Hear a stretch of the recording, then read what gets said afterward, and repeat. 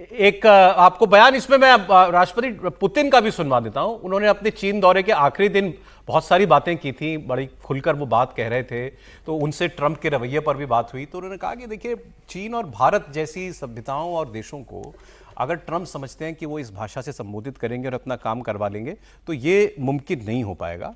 और उन्होंने ये भी फिर आगे कहा कि ये आपके, वो तो मतलब अमेरिका अपना पार्टनर कहता है ना भारत को, तो पार्टनर के साथ ऐसी भाषा का इस्तेमाल नहीं हो सकता। उन्होंने दो और इंपॉर्टेंट बात कही त्रिपाठी जी, पुतिन, और उनकी ये समझ कि भाई इतने दशकों से सत्ता में है तो क्यों है ये, इनकी राजनीतिक सूझबूझ। इन्होंने कहा कि आप ये क्यों नहीं देखते, मतलब ट्रंप ये क्यों नहीं देखते कि ये दोनों देश, भारत और चाइना, इन दोनों देशों ने बहुत दुश्वारियां देखी हैं अपने जीवन में। ये कॉलोनियल उनका शक्तियों का शिकार रहे हैं, इनके ऊपर लोगों ने बाहर से आकर इनके ऊपर राज किया है, तो इन्होंने बहुत बुरा वक्त देखा है। आप इनको इन छोटी छोटी बातों से डरा नहीं सकते।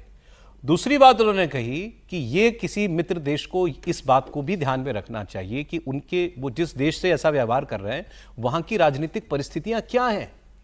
क्या जो मांग अमेरिका कर रहा है वो भारत का कोई भी नेता स्वीकार कर सकता है? ये उसकी अपनी राजनीतिक विवशता भी है कि वो अमेरिका की बातों को अस्वीकार ही करेगा, कभी नहीं मानेगा। त्रिपाठी जी, ये पुतिन समझ रहे हैं, ट्रंप नहीं समझ रहे। बिल्कुल पुतिन समझ रहे हैं। और एक चीज जिसकी चर्चा हम लोगों ने थोड़ी कम की, क्योंकि हम तो भाई भारत के लोग हैं, तो हमारे लिए तो भारत का हित, तो हम तो भारत के हित अच्छे दिखें उसके लिए थोड़ा अतिरेकी भी होंगे, और इसमें कोई गलत भी नहीं है, हम भारत के लोग हैं तो।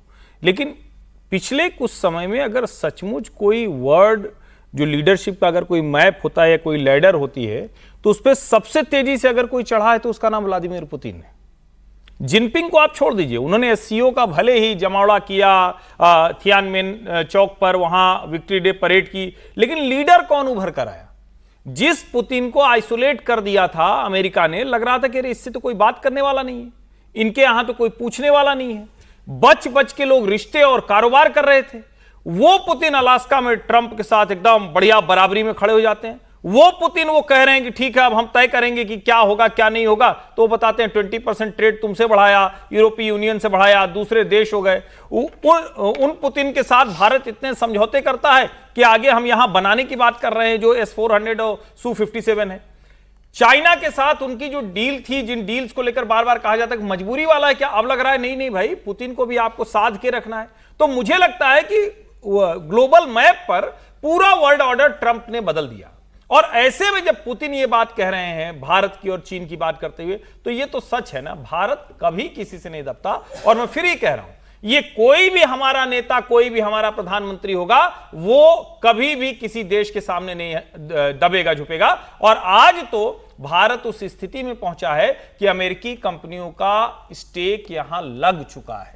अब ऐसा नहीं है कि वो बाहर से खड़े होकर और आग लगा देंगे। आज उनके स्टेक यहां है, वो आग लगाएंगे तो उसकी जो आग है, उसकी जो तपिश है, उसकी जो झुलसन है, वो उनको और उनकी कंपनियों को भी दिखेगी। तो मुझे लगता है ट्रंप की समझ की बात है।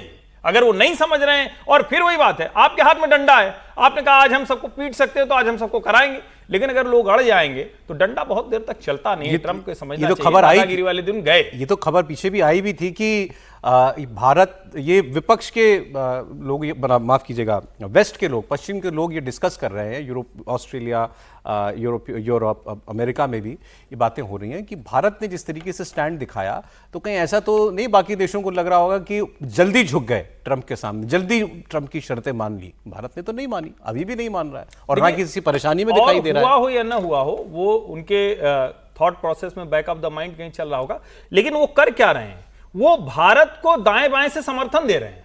हाँ, वो भारत के साथ ट्रेड डील कर रहे हैं, भारत को कह रहे हैं तुम भाई बढ़िया कर रहे हो और आगे, तो वो लोग गोलबंदी शुरू हो रही है।